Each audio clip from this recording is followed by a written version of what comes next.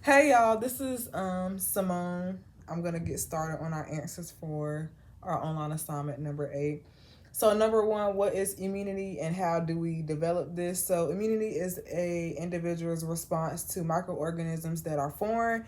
This occurs from repeated exposure and develops and helps to build resistance towards a disease or illness. We develop immunity through the use of vaccinations. Vaccinations are essentially a weakened version of that virus that is introduced to the body through like a shot.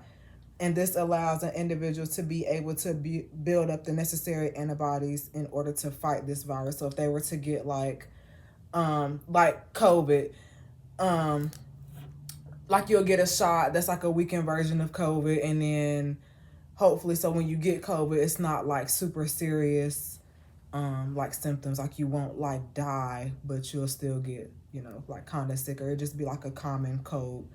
um so pick 3 of the following medical conditions and explain how stress impacts them. So I did headaches, hypertension, and asthma.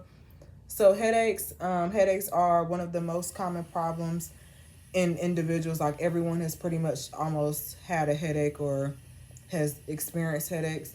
um, it's often hard to distinguish the root cause of an individual's headache.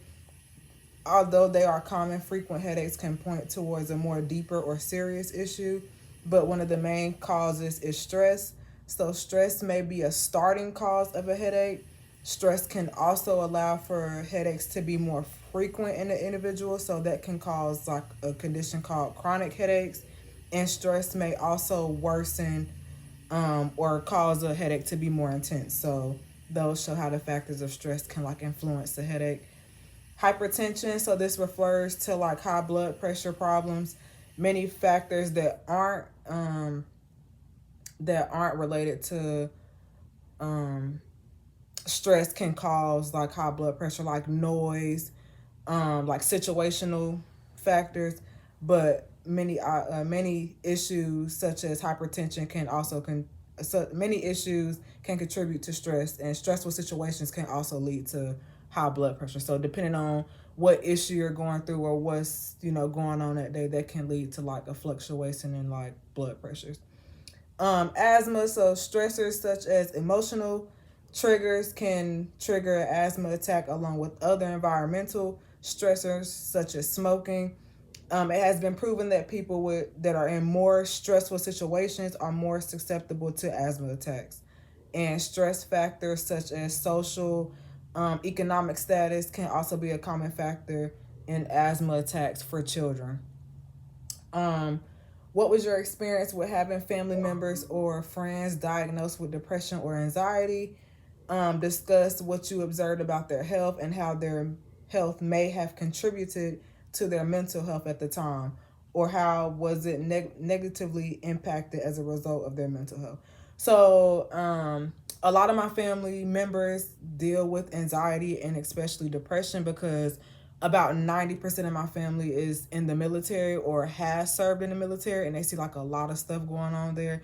Especially my mom. Like my mom was a E5 and my dad was a first sergeant. So like we're always used to like things that's like anxiety or like PTSD related because they've like been in war and stuff like that.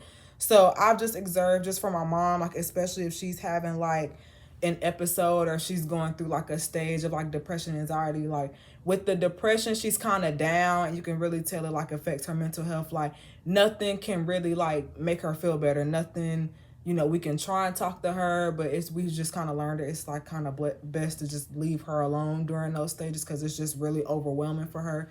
um but when she has anxiety, she's like really on 10. Like she's super stressed out about things. Like I have twin boys, so when she has anxiety, she'll like call me kind of freaking out about them, or like if I call her and she's having like an anxiety attack or something like that, and I mention my boys, she'll like be kind of stressed out, and it's just like kind of um a lot. So it like I would say it affects her mental health because it just puts her in like a really weird predicament. Like she doesn't really want to talk, she doesn't really want to interact with people, she kind of just wants to be by herself. And then when she's out of that like depressive mode, or she's not really in that little like mode anymore. She's fine. Like, we can't really ever tell, but it's negatively impacting her because it just puts her in like a really weird position. And like, if you haven't been around someone that's having an episode like that, you're kind of like, you don't really know what to do. And it's just kind of like, I don't want to say the wrong thing. It's kind of like, and then the family members associated with you feel like you're kind of walking on eggshells because you don't want to like say the wrong thing, and then like you upset that person even more, and then it's like even a longer stage.